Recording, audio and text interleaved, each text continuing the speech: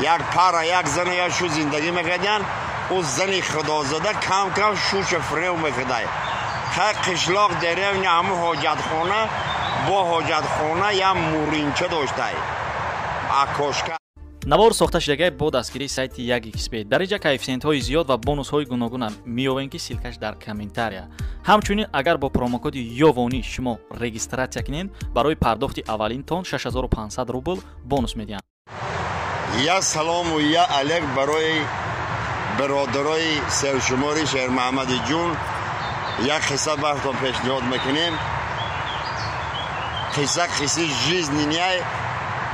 یک خیلی خواهش میکنیم که زبان خود را نگه دارن. یک پاره یک زن یا شو زندگی میکردن او زنی خدازاده کم کم شوش فریو میکرده خیلی قشلاق داریم همه حاجت خونه با حاجت خونه یا مورینچه داشته اکاشکه او طرف ده خانه همسایه دیگری این زنه که خدازاده هرگاه توالت میرفته ازار پایان میکرده دنبر همو فارتوچکه ده میمونده اوس مرده که همسایه خطی عادی خیلی کار یک بار تشکیل میشه دو بار تشکیل میشه این مرده که زندار این کار را خید میکنه گفته خدازاده هر سری زنش هرگاهی که تو توالت میری کون تا همو دهی مورینده میمونی سنی خانی همسایه چی که پایمه نفهمیده سمی بیزنس رو اگه سای تو مردک دیوانی چی تو نمیداری که پشتی توالت خمونده آقلی همه سید قلعه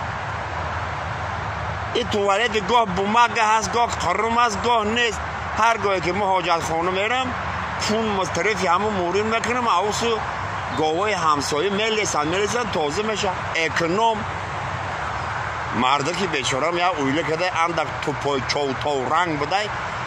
میره سهر توالت میشینه همو دشت پس میکنه کونش هم مورین میمونه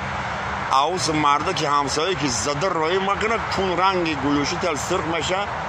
میوه نیدوالی زنک سگی چوی خوسته چی گپ شید مردک جان هیچی میگه هم فاکس های تره کدوم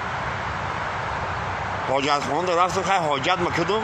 کون ما همون مورین دماندم تو گفتی گاوای همسایه میلیسن این آنش خرگاه کون ایمه رو شاخش خطی تازه کرد که در کده است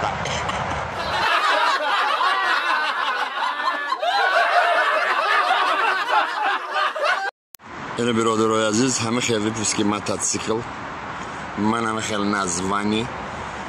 من همه میتونم که گوزنم فیرمی کیه اگر متاتسیکل نستایشی باشه فنگرام نباشه موتور ساز کنی همه متاتسیکل باید در دوری موتور شما بینید سربلندی نصیب روزی ما در دوری موتورهای رسیس که خط میبینی در تاجیکستان ای جوری مسئله رنگ خطوفی فیلم تو